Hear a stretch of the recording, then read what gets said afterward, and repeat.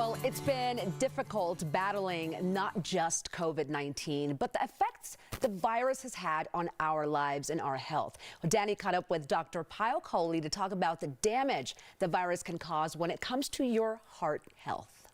Dr. Coley, thank you so much for meeting me today. Hi, Danny. It's great to be here. Yes, it is. Well, hey, today we're talking about heart disease prevention. Close to my heart, yes, for sure. Close to all of our hearts, technically, right? Yeah. But this is so important because I read that there's new data that heart disease may be worse because of COVID. Yes. Can you tell me more about this? So, you know, as a cardiologist, this is something we have been paying tons of attention to, and we think they're both direct effects and indirect effects. So the direct effects, the virus doesn't just attack the respiratory system, it attacks your blood vessels. Wow. It attacks your heart directly. There's receptors for the virus on the heart. So we think there may be direct effects of the virus and the inflammation from the virus on the heart and the blood vessels that could lead downstream to things like hypertension, stroke, heart attacks, a lot of cardiovascular complications. But then, Danny, there are the indirect effects, and this is something we've talked about before. Yeah. People were not coming to the hospital. People were not getting their preventive screenings. Right. People were not seeking the care that they needed to seek. So their small heart attack turned into a big problem that has chronic consequences. Right, and this can be so scary for those of us who are already worried about something like this with our loved ones. So what can we do daily to prevent heart disease already? Well, you know, this is a part that empowers me because 80% of heart attacks and strokes, according to the American Heart Association, are preventable with lifestyle changes and managing the disease. So we have the power. We just have to exercise it. And it's things that you've heard before. So you want to make sure that in terms of your diet, you're following a low-fat, low-sodium diet, so less than 1,500 milligrams a day, and then low sugar as well.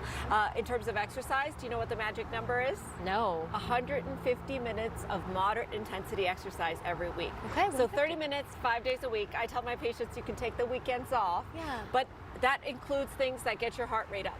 So you're not walking the dog, you're running, you're jogging, you're dancing, you're biking, you're breaking a sweat for sure. And the way to know how much to push yourself when you're out there is that you should be able to have a conversation with somebody sitting next to you in some short sentences. If you're so breathless that you can't, dial it back a little.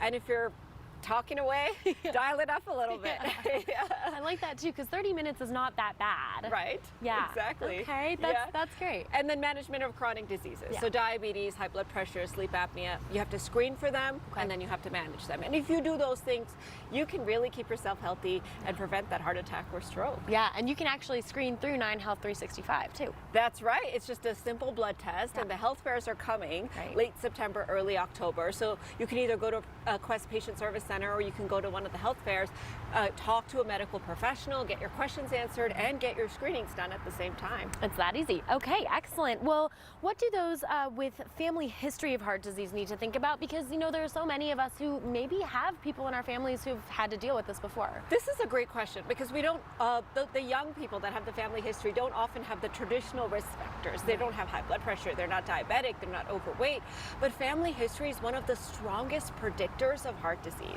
So it's really important for those people to, I generally recommend meet with a preventive cardiologist, talk about your risk, and then there's some advanced testing you can do, blood tests like lipoprotein A, ApoB, CRP, which is an inflammation marker, but there's also a test called a calcium score, which is a quick little x-ray of the heart that actually looks to see if you already have blockages in those blood vessels, and that's something your doctor can order as well. So we have a really good set of a toolkit available that's outside of the traditional screening for those young patients with family histories. Okay, Dr. Coley, like you said, a conversation that's very near and dear to your heart as a cardiologist, and we really appreciate you being here and sharing your knowledge. Thanks, Danny. And 9Health fairs are back this year. They run from September the 29th through November. Check your nearest location and pre-register for your health screening by visiting 9healthfair365.org.